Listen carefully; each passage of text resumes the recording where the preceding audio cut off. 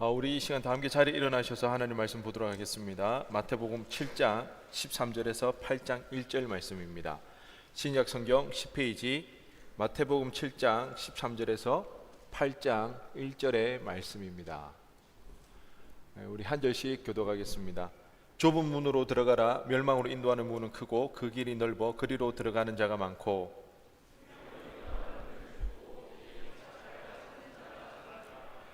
거짓 선지자들을 삼가라. 양의 옷을 입고 너희에게 나오나 속에는 노략질하는 일이라.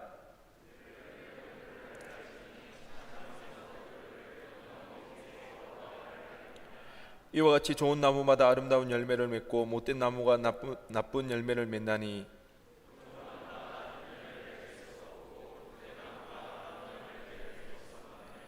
아름다운 열매를 맺지 아니하는 나무마다 지켜 불에 던져지느니라. 나더러 주여 주여 하는 자마다 다 천국에 들어갈 것이 아니요 다만 하늘에 계신 내 아버지의 뜻대로 행하는 자라야 들어가리라.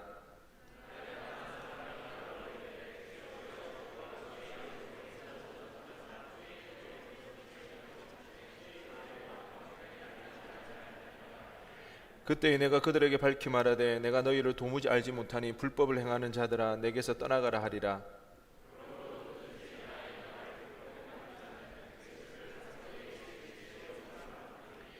비가 내리고 창수가 나고 바람이 불어 그 집에 부딪히되 무너지지 아니하나니 이는 주추를 반석 위에 놓은 까닭이요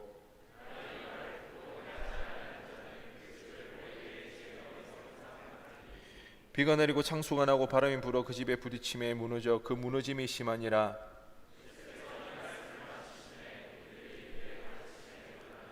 이는 그 가르치시는 것이 권위 있는 자와 같고 그들의 서기관들과 같지 아니함이러라. 아멘. 자리에 앉으시기 바랍니다. 오늘 산상수원 11번째 오늘 마지막 시간입니다. 드디어 산상수원 마지막이 됐는데요. 오늘 본문의 말씀을 가지고 두 가지 길이라는 제목으로 은혜 나누기를 원합니다. 여러분 그 호모 이코노미쿠스라고 들어보셨나요? 호모 이코노미쿠스. 병국이가 끄덕끄덕 하는데 경영학과라 그런지 인간은 합리적인 의사결정자라는 가설입니다. 지난 100년간 그 20세기 내에 대다수의 경제학자들은 이 가설을 따랐습니다. 이 가설의 주창자라고 할 수 있는 존 폰 노이만과 오스카 모르겐슈테은. 병구가 맞아? 네. 그 사람들이 두 사람이 제안한 게임 이론, 이 게임 이론을 바탕으로 인간은 자신의 이익을 최대화하려는 기준을 가지고 선택을 한다, 의사결정을 할 것이라는 그 가설을 세웠습니다. 예를 들면 이런 겁니다. 충동 구매를 할 때에 그 물건을 살 때에 많은 사람들은 자신에게 합리적으로 이성적으로 판단해서 그렇게 그 구매를 할 것이라고 그렇게 생각을 했어요. 그런데 이제 연구를 하다 보니까 그렇지 않더라는 그런 이제 이야기들이 있습니다. 충동 구매와 같은 그런 내용인데요. 충동 구매를 실제로 얼마나 하는지 조사를 해봤습니다. 이런 질문을 했죠. 여러분도 한번 생각해 보시기 바랍니다. 당신은 평소 어떤 방식으로 제품을 구매합니까? 라는 질문에 나는 주로 충동 구매를 한다. 충동 구매. 2명밖에 없어요. 다들 나머지는 이성적으로 판단해서 하나요? 네, 커밍아웃 해도 괜찮습니다. 부끄러운 거 아니에요. 또는 나는 충동 구매를 좀 더 많이 하는 편이다. 완전 충동 구매는 아니야. 좀 더 많이 하는 편이다. 뭐야? 쇼핑도 안 하고 사나 봐. 아니면 근데 이거 나는 주로 충동 구매를 한다. 충동 구매를 좀 더 많이 하는 편이다라고 대답한 사람이 무려 48%입니다. 여러분 지금 이 48%에 포함이 안 된다는 말입니까? 그리고 나는 계획적인 소비와 충동 구매가 반반 정도 된다. 와, 굉장히 자기 합리화를 하고 있는 것 같은데 이런 사람들은 23%라고 합니다. 그러면 조사한 사람들의 이 수치까지 합치면 충동 구매를 하는 사람이 몇 프로예요? 71%나 되는 거죠. 그럼 나머지 우리 여기에서 71%는 충동 구매에 가까운 사람들인데 우리는 성결한 사람이라서 안 그런가요? 성결해서 예, 그렇다는 거예요. 그러니까 사람들은 생각보다 굉장히 합리적으로 사는 것 같은데, 찬수야, 카메라 합리적으로 샀어? 아, 미안하다. 너무 내가 눈이 딱 마주쳐가지고 왜 손 안 들어? 보니까 학사에 있는 청년들 보니 계속 당근마켓 이용을 하더라고. 왜 이용해요? 내다 팔고 또 뭐 하기 위해서? 아, 이게 그 계획적인 건가? 그러니까 사람들은 생각보다 충동 구매를 많이 한다고 그럽니다. 그 뇌과학자인 카이스트 정재성 교수님이 12발자국이라는 책을 썼는데 한번 시간 되면 보시기 바랍니다. 되게 재밌어요. 인간의 심리에 대해서. 요즘 최고로 뜨는 이게 화두가 되는 것이 뇌과학이잖아요. 요즘 아닌가? 그런데 이 정재성 교수님이 굉장히 이쪽으로 많이 연구를 하셨는데 12발자국에 보면 참 재밌는 내용이 많이 있습니다. 이분이 하신 말씀이 대부분의 사람들은 어릴 때부터 충동 구매를 일상화한다고 하는 거예요. 충동 구매를. 그래서 필요 없지만 너무 갖고 싶어 사는 거죠. 우리는 이런 이야기를 합니다. 이거 진짜 합리적으로 굉장히 고민 많이 해서 샀어. 근데 이 말의 진정한 의미가 뭔지 아십니까? 어떻게 하면 사지 말아야 할 상황에서도 살 이유를 찾을까, 그런 고민이라는 겁니다. 그래서 우리는 보통 사야만 하는 이유를 찾게 됩니다.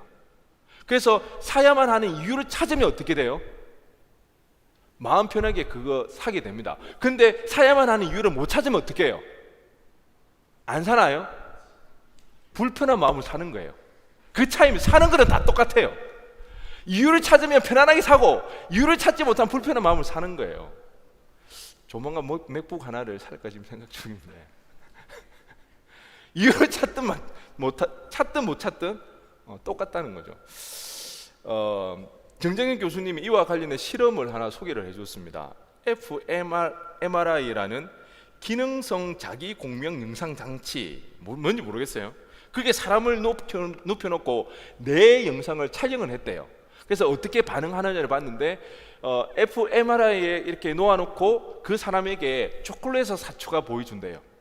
그리고 사초가는 가격표를 보여준답니다. 그러면 그걸 보는 순간 내가 활동하는 영역이 있대요. 초콜릿을 줬을 때에 쾌락의 중추라고 하는 이 영역이 굉장히 이렇게 활발하게 움직인답니다. 그럼 이 사람은 100% 초콜릿 산다 안 산다? 이 사람은 100% 초콜릿을 보고 이 쾌락의 중추가 막 활발히 움직인 사람은 가격표를 보면 어떤 영역이 이렇게 활성화되느냐 하면 이성적인 내 영역이 굉장히 활성화를 한대요. 왜 이성적인 내 영역이 활성화할까요? 초콜릿을 사야 되는 이유를 찾는 거예요. 그렇기 때문에 그 쾌락의 중추랑 이성적인 내 영역이 활발하게 활동한 사람은 100% 뭐한다? 산다. 그래서 그 사람들에게 이 초콜릿을 살 것인가 안 살 것인가 yes, no 버튼을 누르려고 하는데 그거 누를 것도 없이 추측이 가능하다는 것입니다. 예를 들어 요즘 30대도 그럴 것 같은데 40대 아주머니들에게 이걸 보여주면 쾌락의 중추가 엄청나게 활발하게 활동을 한답니다. 샤넬 백을 보여주시면 진짜 이렇게 활발하게 이렇게 활동을 하고요. 20대 남자들에게 포르쉐 스포츠카를 보여줘도 굉장히 이게 쾌락의 중추가 굉장히 활발하게 활동을 한다고 합니다. 왜 고민을 할까요? 합리적인 구매인지를 계산하기 위해서요? 아닙니다. 충동 구매를 정당화할 이유를 찾기 위해서 굉장히 활발하게 활동을 반응을 보인다는 거죠. 예배 들어오기 전에 한 친구가 빨래통에다가 핸드폰을 같이 돌렸다고 그러더라고요. 이제 충분한 그 핸드폰을 살 명분이 생긴 거죠. 제 것도 좀 해달라고 그랬는데 아이폰을 구매하는 사람들 중에 20%만이 새로 나온 기종의 그 기능을 사용한다고 그럽니다. 나머지 새로운 그 아이폰을 산 사람들의 80%는 뭐예요? 처음엔 이런 새로운 기능이 있네 하고 쓰다가 결국엔 나중에는 뭐만 쓴다는 거예요? 알람, 카톡 이 정도만 쓰고 쓰지 않는다는 거예요. 그런데 왜 사람들은 새로운 그 기능이 탑재된 그 아이폰을 살까요? 필요해서? 아니에요. 그냥 사고 싶으니까. 이유 없어요. 그냥 사고 싶고 좋아 보이고 그 아이폰이란 맥이란 그 생태계에 들어가고 싶고 그런 이유 때문에 산다는 것입니다.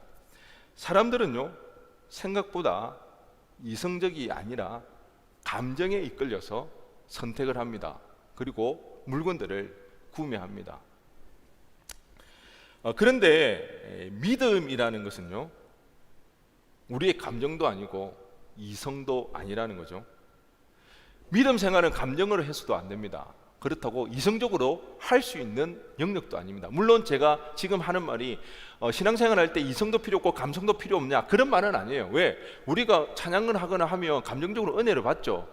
이성적으로 우리가 판단하고 분별할 수가 있는 거죠. 하지만 감정과 이성만으로는 그 믿음의 영역에 다다를 수가 없다는 거죠. 하나님의 은혜입니다.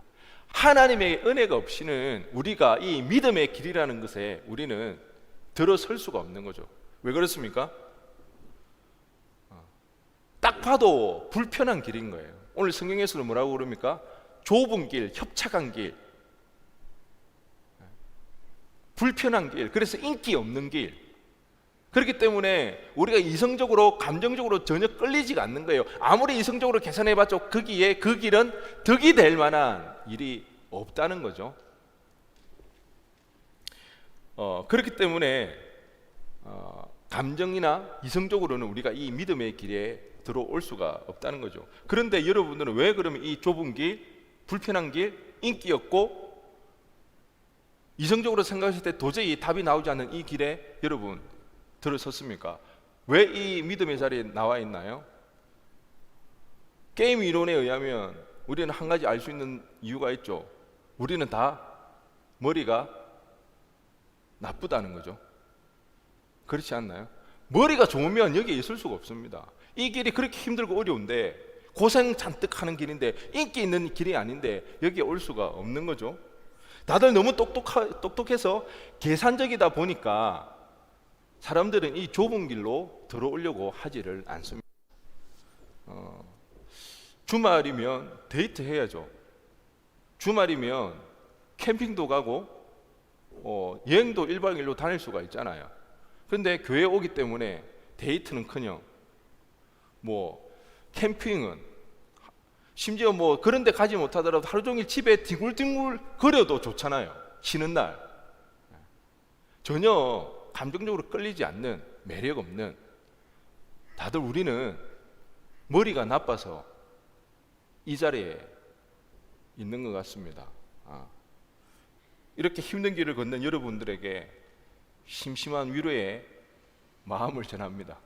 우리 서로 한번 격려했으면 좋겠습니다. 힘내세요. 머리가 나빠서 비록 이 길에 들어왔지만 그래도 힘내자고 한번 격려했으면 좋겠어요. 힘내세요. 네. 은혜죠. 사실 우리가 이 자리에 있는 게, 우리가 이 자리에 앉아 있을 수 있는 것이, 그런 생각이 들었습니다. 우리가 이 자리에 오기까지 얼마나 많은 희생들이 있었는가. 주님께서도 희생하셨고 수모를 감당하셨고, 주님뿐만 아니라 우리의 믿음의 수많은 선조들이 피를 흘려가면서 이 믿음의 길을 닦아왔기 때문에 우리가 이 자리에 있을 수가 있는 거죠. 그렇기 때문에 은혜입니다. 아마 우리 인생 가운데 가장 잘한 선택이라고 할 수 있는 길이 바로 우리가 이 좁은 길, 믿음의 길에 들어선 거라고 생각이 되어집니다. 특별히 우리가 이 믿음의 길에 들어선 것이 가장 잘한 선택이 될 수 있는 것은요, 그날 그때가 있기 때문입니다. 오늘 본문 22절과 23절에 그날에 그리고 그때에 라고 시작하고 있습니다. 그날, 그때가 언제입니까? 마지막 때입니다. 심판의 날입니다. 누군가의 이 마지막 날은, 이 심판의 때는 두려움과 공포의 날이 될 수가 있지만, 누구에게는 이 마지막 때, 이 심판의 때가 축제의 날이고 기쁨의 날이 될 수가 있는 것입니다. 왜요? 좁은 길을 걷기 때문에. 세상 사람들이 볼 때는, 이성적으로 판단할 때는 어리석어 보이고 고생하는 그 길이지만, 이 길이 결국 그때에, 그 마지막에 가서는 우리에게 축제와 같은 기쁨의 날이 될 수가 있기 때문입니다. 오늘 본문에서는요, 이 좁은 길을 비롯해서 세 가지의 은유가 나타나고 있는데요. 세 가지 은유를 관통하는 주제가 바로 두 가지 길입니다. 두 가지 길. 이 세 가지 이미지들은요, 각각 서로 대조를 이루고 있는데요. 첫 번째가 넓은 길과 좁은 길입니다. 두 가지 길이 나오죠. 넓은 길과 좁은 길. 두 번째는요, 거짓 선지자들과 선한 선지자들입니다. 서로 대비가 되어지죠. 두 가지 길이 있다는 거죠. 세 번째는 모래 위에 지은 집과 반석 위에 지은 집입니다. 두 가지가 대조되어지고 두 가지 길이 놓여져 있다는 것입니다. 이 세 가지 이미지의 주제는 외적인 모습만으로는 그 사람이 선한지 악한지 판단할 수가 없습니다. 그 사람이 잘하고 있는지 못하고 있는지 판단되어질 수가 없다는 것입니다. 크고 넓으며 편안한 인기 있는 길의 예상과는 달리 파멸로 인도하기도 합니다. 거짓 선지자들은 귀신을 쫓아냅니다. 예수의 이름으로 능력도 일으킵니다. 하지만 그들은 양의 탈을 쓴 늑대라고 성경을 말하고 있다는 것이죠. 겉으로 봤을 때는 사람들에게 인기 있고 좋은 집처럼 보이지만 홍수가 밀려왔을 때는 무너져 내리는, 겉으로 봐서는 도저히 구분이 되어지지 않는 모래 위에 지은 집도 있더라는 것입니다. 그런데 여기에서 우리가요, 알아야 될 것은 넓은 길과 좁은 길, 이것은 어떤 대조냐? 예수를 믿고 안 믿고의 대조입니다.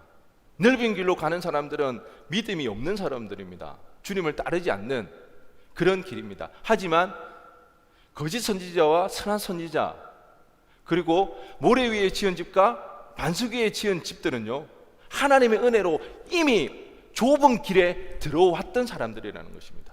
믿음을 가지고 비록 그 길이 힘이 들고 협착하고 어렵다 할지라도, 많은 사람들이 좋아하지 않고 인기 없는 일이라 할지라도 하나님의 은혜로 인하여 이미 믿음의 길에 들어선 자들이라는 것입니다. 그런데 믿음이 있는 그들 가운데서는 거짓 선지자가 있을 수가 있고 선한 선지자가 있을 수가 있다는 것입니다. 믿음 생활을 해나갈 때에, 믿음으로 인생을 살아갈 때에 모래 위에 지은 집과 같은 믿음, 반석 위에 지은 집과 같은 믿음이 있을 수가 있다는 것입니다. 언제 판결 납니까?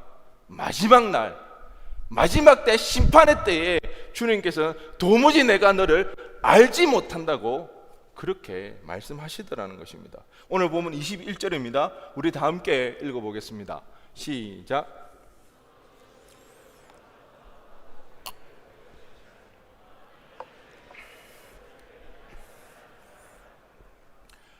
여러분 놀랍지 않습니까? 여러분 사실 이 본문 읽으면 충격 받아야 되는 거예요. 아마 성경에서 가장 충격적인 이야기 중에 하나입니다. 주여 주여 불렀습니다. 주님을 아무나 부를 수가 있습니까? 주님을 아무나 부를 수가 없는 거예요. 주님을 부른다는 건 주님을 안다는 거죠.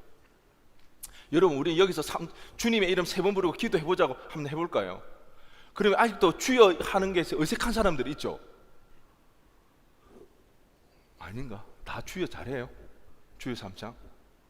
주여라는 게 잘 나오지가 않아요. 그런데 주여 주여 하더라는 겁니다. 심지어요, 예수님의 이름으로 귀신을 쫓아냅니다. 능력이 나타나는 거예요. 기적이 일어나는 거예요. 우리 중에 제가 안수기도 해가지고 키가 좀 더 크지거나 뭔가 이게 아픈 아이가 고침을 받으면 어떻게 될까요? 난리 나지 않겠습니까? 와, 우리 목사님! 그런 관심 없어요? 그런 능력들, 그런 기적들이 일어나는데 주님께서는 그 사람을 향하여서 나는 도무지 너를 알지 못한다, 그렇게 말씀하신다는 거예요. 이 상황을 어떻게 우리가 이해해야 될까요? 도대체 어떻게 우리는 신앙생활을 해야 될까요? 특별히 선지자 노릇한다라고 했을 때 이 선지자들은요, 누굴까요? 당연히 목회자, 설교자, 교회 교사, 교회의 리더십을 아마 이야기할 것입니다. 오늘날로 치면 은혜로 말씀이 있습니다. 달변이에요. 그 말씀을 들으면서 사람들이 많이 은혜를 받습니다. 그런데 그 목사님이 치유의 은사까지 있네? 손을 얹고 기도했더니 병이 고침받고 나음을 입는 이런 기적들이 일어나는 거예요. 그러니까 사람들이 주변에서 막 구름대같이 몰리는 거예요. 유튜브 설교 말씀 한번 올려놓고 보니까 막 구독수가 20만 30만 금방 가는 거죠. 오늘 좀 전에 제가 영상팀 채모 팀장하고 이야기했는데 요새 왜 3mm가 엄냐고 하니까 목사님 어차피 조회수도 안 나오는데 그만하자고. 그만할까요 이제? 아니면 여러분이 조회수를 좀 올려주시겠어요? 아 그것도 아닌가 보네. 그만하자 그러는 거예요. 그런데 이 목사님 같은 경우는 막 조회식 한번 올라가면 막 금방 100만 이렇게 찍는 거죠. 막 사람들이 구름대까지 몰려드는 아마 그런 목회자이지 않을까. 오늘 주님께서 말씀하시는 사람의 모습이. 그런데 어떻게 주님께서 모르신다 말씀할 수 있을까요? 참 많은 고민이 되었습니다. 어떻게 이런 일이 일어날 수 있을까? 그래서 이제 저는 생각하기를 변질되었기 때문이라고 생각합니다. 주님을 몰랐던 사람이 아니라는 거예요. 주님의 은혜를 입지 않아서 그런 게 아니라는 거예요. 처음에는 누구보다도 하나님을 향한 순수한 열심과 열정이 있었던 거죠. 하나님의 은혜를 알았어요. 신실했던 거예요. 그러다가 점차 사람들이 몰리고 이제는 설교나 교회 행사나 이런 데에 테크닉이 늘어나겠죠. 행사를 한번 진행하며 성공시킬 수 있는 수완들이 늘어나는 겁니다. 그러다 보니까 오히려 점점 교만해지고 하나님을 찾는 그 일은 뒷전으로 물러나는 거예요.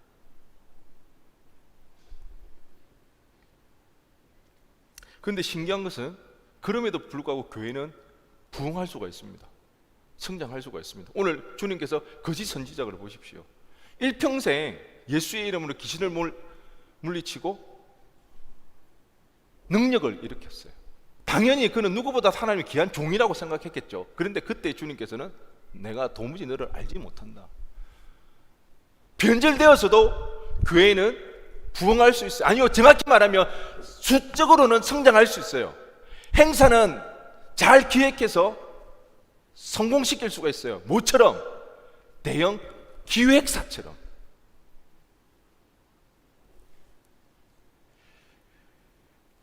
변절되지만 은사는 얼마든지 계속 나타날 수가 있습니다. 마태복음 24장 23절과 24절에 보면요, 그때의 사람이 너희에게 말하되 보라 그리스도가 여기 있다 혹은 저기 있다 하여도 믿지 말라. 거짓 그리스도들과 거짓 선지자들이 일어나 뭐요? 큰 표적과 기사를 보여. 거짓 선지자들이 얼마든지 표적과 기사를 일으킬 수가 있다는 것입니다. 그래서 할 수만 있다면 믿는 자들을 택하여 미혹한다고 성경은 기억할 수 있습니다.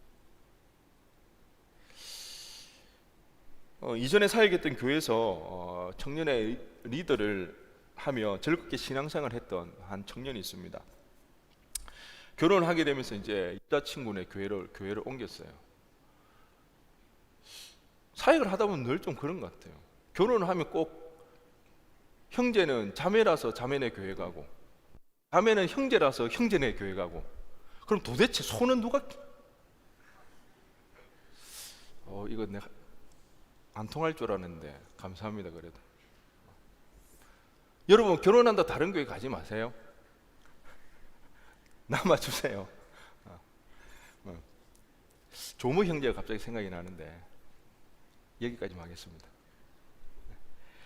이 지체와 사역을 했을 때 참 재밌었어요. 되게 열심히 했고요. 그리고 그때 리더 아우팅을 갔는데 이 형제가 대형 버스 면허증이 있었어요. 그래서 교회 대형 버스 24인승 버스를 우리 그 청년들 리더들이 다 타고 거제에 있는 바람의 언덕으로 이렇게 놀러 갔어요.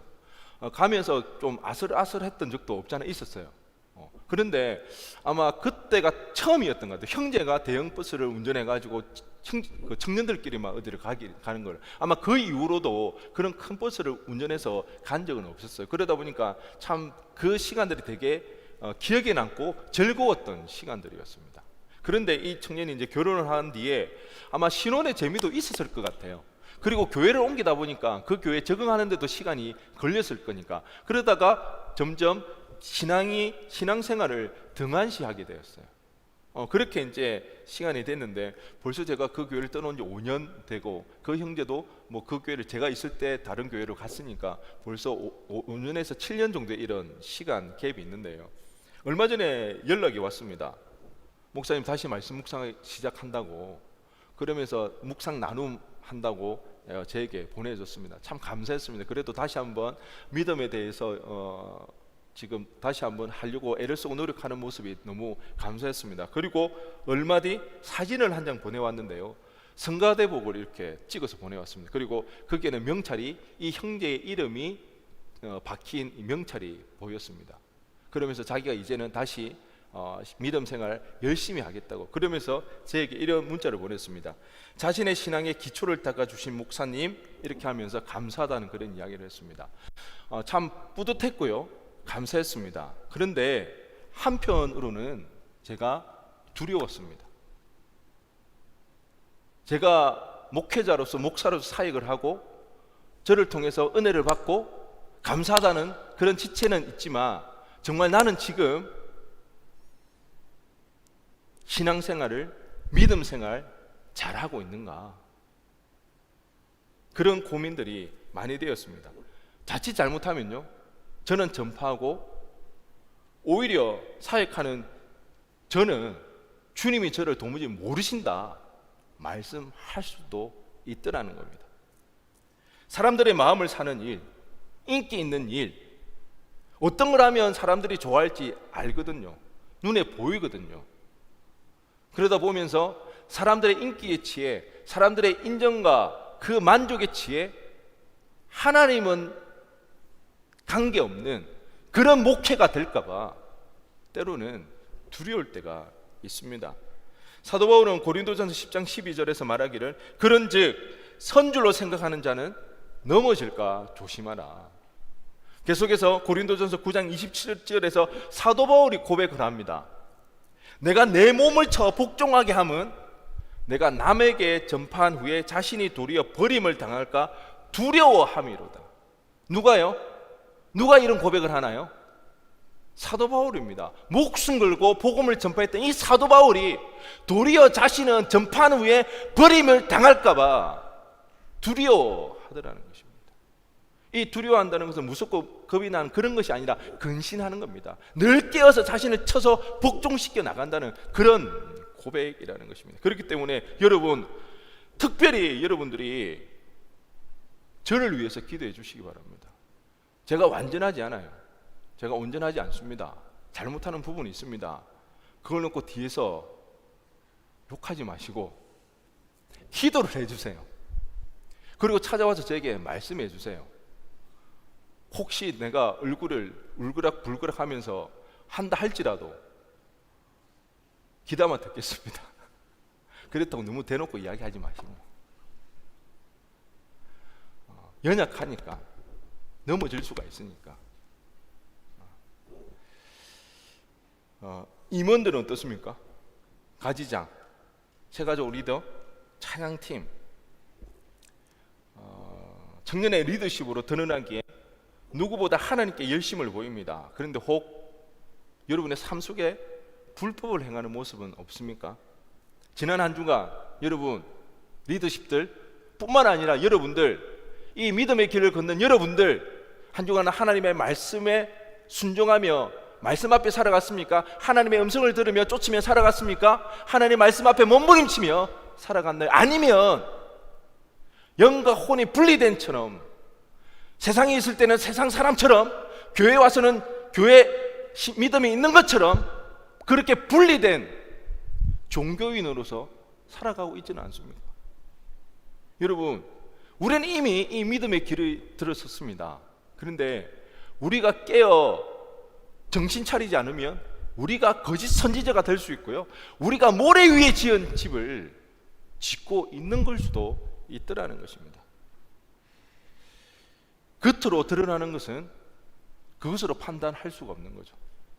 교회 봉사, 주일 성수 훌륭합니다. 하지만 그것으로 우리의 믿음이 결정되는 것은 아니라는 것입니다. 주님은 뭐라고 말씀하시나요?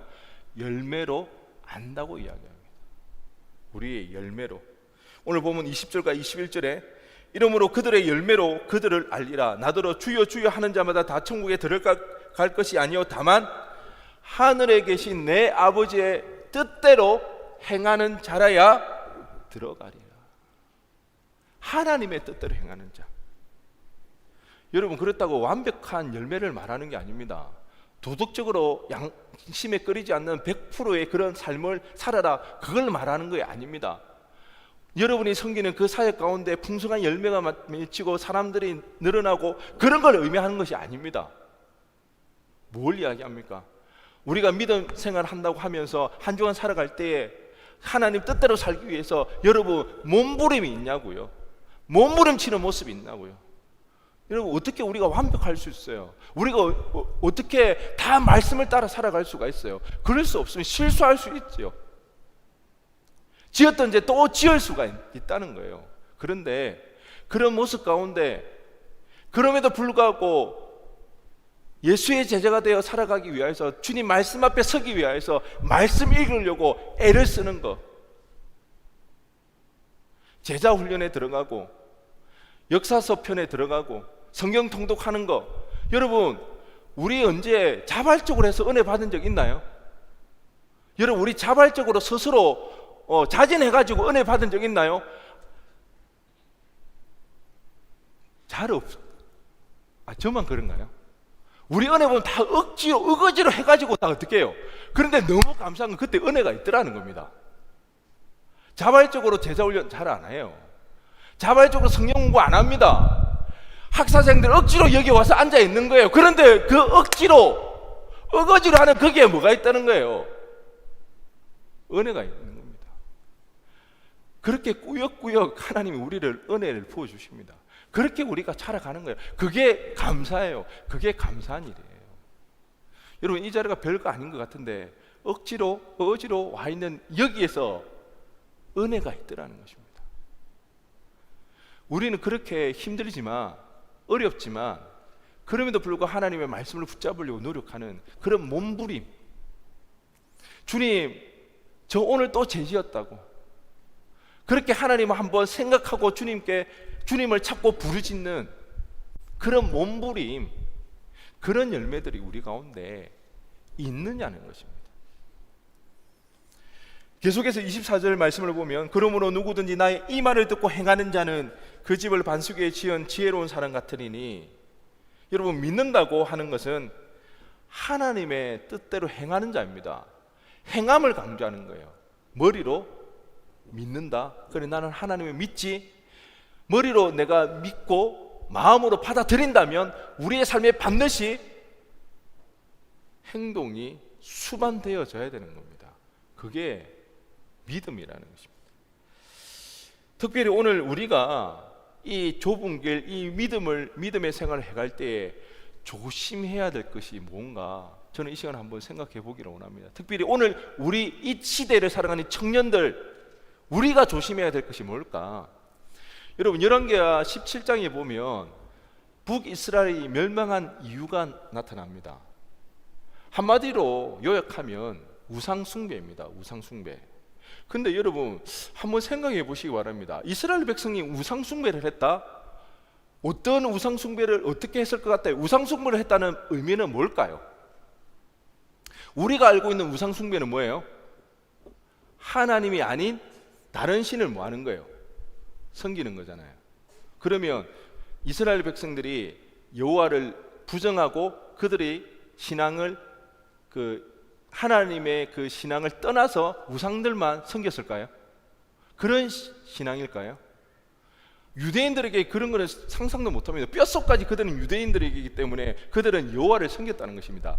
북이스라엘 구약 성경에 나오는 우상 숭배는 하나님을 부정하면서 다른 신을 쫓는 그런 우상 숭배가 아니라는 겁니다. 그들은 하나님도 섬기고 동시에 누구도 섬기는 거예요? 이방 신들을 섬기는 것입니다. 이게 바로 당시 다신교 사회라는 것입니다. 문화가 그랬습니다. 이스라엘 백성들뿐만 아니라 그 당시에 많은 사람들은요, 여러 신들을 동시에 섬겼습니다. 그게 하등 이상할 게 없더라는 것입니다. 그렇기 때문에 그들은 가나안 신을 따랐습니다. 비를 주관하고 풍요를 상징했던 바알을 섬겼습니다. 그리고 아세라 신, 바알의 부인인 아세라 신도 그들이 섬겼던 것이죠. 왜? 하나님과 더불어서 더 많은 풍요와 더 많은 자녀를 갖고 싶은 그 욕심에 따라서 여호와뿐만 아니라 바알과 아세라도 동시에 그들은 섬겼다는 것입니다. 그렇다면 오늘은 어떤가요? 오늘 우리는 다신교 문화는 아닙니다. 오늘날 우리 사회는 종교 다원주의죠. 여러 가지 종교가 공존하고 있습니다. 기독교도 인정하고 불교도 인정하고 이슬람도 인정합니다. 그런데 다신교 사회는 아니죠. 교회를 다니면서 동시에 불교를 가면 우리는 어떻게 합니까? 이상한 놈 취급받죠. 우리 문화가 지금 그렇게 되어 있다는 거예요. 종교다원주의가 그렇다는 거죠. 다신교 문화에는 그게 하등 이상할 바가 없습니다. 원래 다 그렇게 했다는 거죠. 그러면 우리는 종교다원주의 이 사회 속에서 신앙을 가지게 되었습니다. 하나님을 믿게 되었습니다. 그래서 우리는 이슬람을 믿지도 않고 불교 절에도 다니지 않습니다. 그러면 우리에게는 우상 숭배가 없을까요? 그럼 우리는 성경에서 말하는 그런 우상 숭배가 우리 가운데는 없을까요? 겉으로 보기에는, 겉으로 드러나는 것은 우리에게 우상 숭배가 없을 수가 있습니다. 하지만 종교다원주의 사회 가운데 교묘하게 우리 가운데 우상 숭배가 뿌리 내리고 있습니다. 대표적으로 만몬신. 우리는 드러나는 것은 야훼 하나님 한 분, 유일신 사상을 가지고 하나님 한 분만 섬기지만 우리 마음 가운데 물질이 주인이 되어서 노예가 되는 만몬신을 섬기는 그런 모습도 많이 있더라는 것입니다. 특별히 자기 자신이 우상이 되는 그런 시대입니다. 예전에는 공동체가 우선이었습니다. 전통이 우선이었습니다. 자기보다는 사회가 우선이었습니다. 그렇지만 지금은 어떤가요? 개인주의가 극에 달해서 자아실현, 자기 꿈, 자기 행복 추구가 가장 우선 시대고 중요한 시대. 자아를 추구하고 자기 행복을 추구하고 자기가 가장 중요하다고 하더라도 그것이 하등 이상하게 느껴지지 않는 그런 시대 속에서 우리가 살아가고 있더라는 것입니다. 여러분, 자아실은 중요하지 않다는 게 아닙니다. 우리의 꿈이 중요하지 않다는 게 아니에요. 우리가 행복을 추구해야 되는 것이 중요하지 않다는 말이 아니랍니다. 그건 무슨 뜻인가요? 우리의 모든 선택의 기준과 최종적인 우리의 목적이 무엇이냐는 것입니다. 우리의 선택의 기준과 최종 목적이 자아실현이고 꿈실현이고 행복 추구라면 이것이 바로 나 스스로를 우상으로 섬기고 있는 모습이라는 것입니다.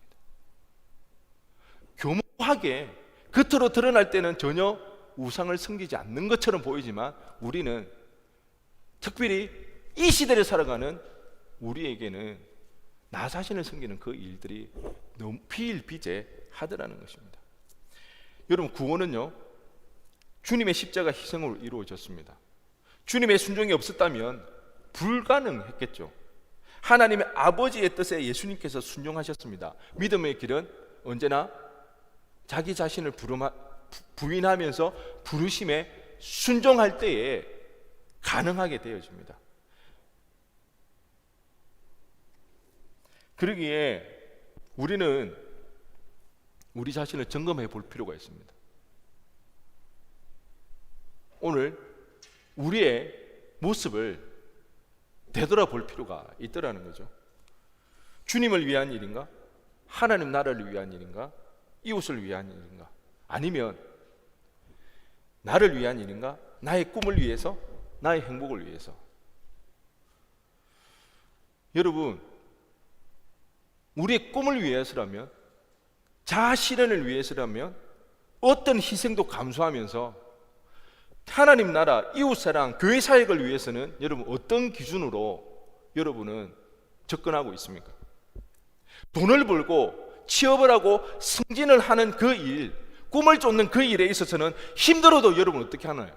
참고 하는데, 교회 일은 여러분 조금 힘들고 어려우면 여러분 어떻게 반응하시나요? 불평하지 않으신가요? 얼마나 참고 그 일에 동참하고 계신가요? 여행을 가기 위해서는 어떤 비용과 어떤 수고도 감수하지만 이제 시즌이 다가오고 있죠. 여름 수련회, 물론 올해는 하봉은 못 가게 됐지만 그런 일에 있어서 여러분 얼마나 많은 비용과 얼마나 많은 희생을 감수할 각오가 되어 있습니까? 특별히 신앙생활을 하면서 우리의 기도, 열심히 누구를 위한 것인지 우리는 생각해 볼 필요가 있습니다. 내가 언제나 열심히 내고 헌신하는 일이 자기 만족, 자기를 위한 것은 아닌지, 기도도 제자 훈련도 나를 위해서, 헌신도 나의 재미와 유익을 위한 것은 아닌지 여러분 우리 진짜 심각하게 생각해 봐야 되는 것이죠. 주님을 섬긴다고 하면서 어느덧 나 자신을 섬기게 되는 모습이 있더라는 것입니다. 무서운 것입니다. 주님을 섬긴다고 하면서 사실은 나를 섬기는 거죠. 기도도, 헌신도, 봉사도 나의 재미와 나의 유익을 위해서 그런 일들이 있더라는 거예요. 그때 주님은 도무지 너를 알지 못한다고 이야기하십니다. 야고보서 1장 27절은 이렇게 이야기합니다. 여러분 혹시 야고보서 1장 27절 무슨 말씀인지 기억나시나요? 제임스 1 챌린지, 제임스 1 챌린지 주제 말씀이죠. 우리 야고보서 1장 27절 말씀 다 한번 읽어보도록 하겠습니다. 시작.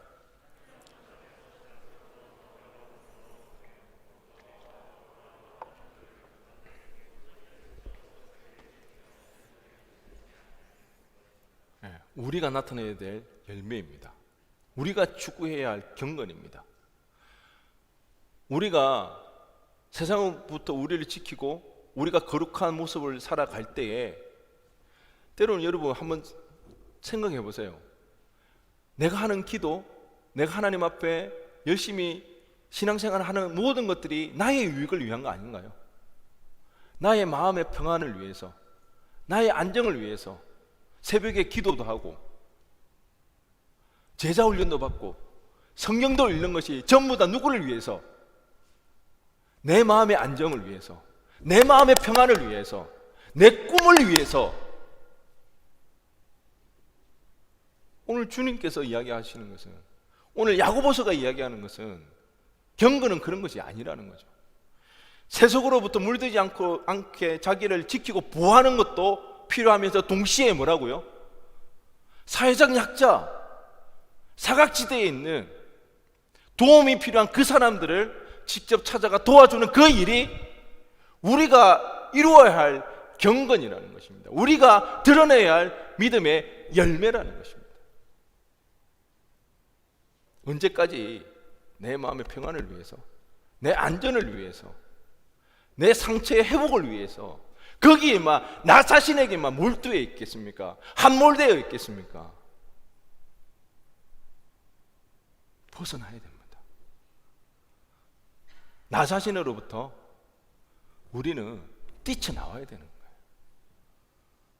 그런 열매가 우리 가운데 보여야 됩니다. 여러분의 헌신, 여러분의 섬김, 여러분의 신앙, 여러분 어디 바운더리가 어디까지 있습니까? 아직까지 내 안에 그대로 갇혀져 있습니까? 아니면 이웃을 돌보고 있나요? 올해도 여지없이 제임스 1 챌린지를 진행하게 됩니다. 작년에 이제 많은 지체들이 신청을 해주셨는데 올해는 굉장히 많이 저조합니다. 3명인가? 4명 신청했다 하더라고요. 우리가 해야 할 소임입니다.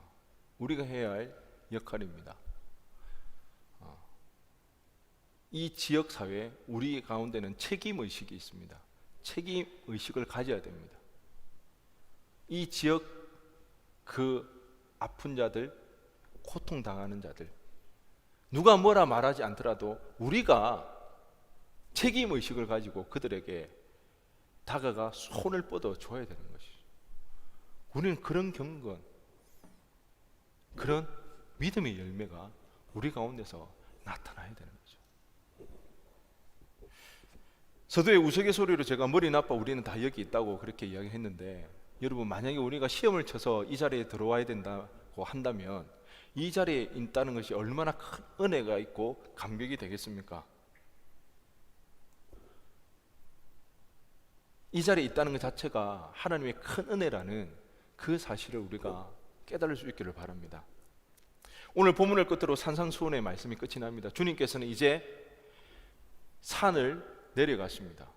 그리고 많은 무리들이 주님을 따릅니다. 우리에게도 이제 선택의 기로가 놓여져 있습니다.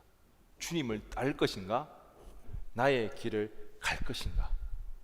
선택해야 합니다. 그 선택은 여러분에게 달려져 있습니다. 주님을 따라가기를 원합니다. 주님을 따르기를 원합니다. 하나님의 은혜로 이 믿음의 길을 들어선 우리가 선한 선지자 되어지기를 원합니다.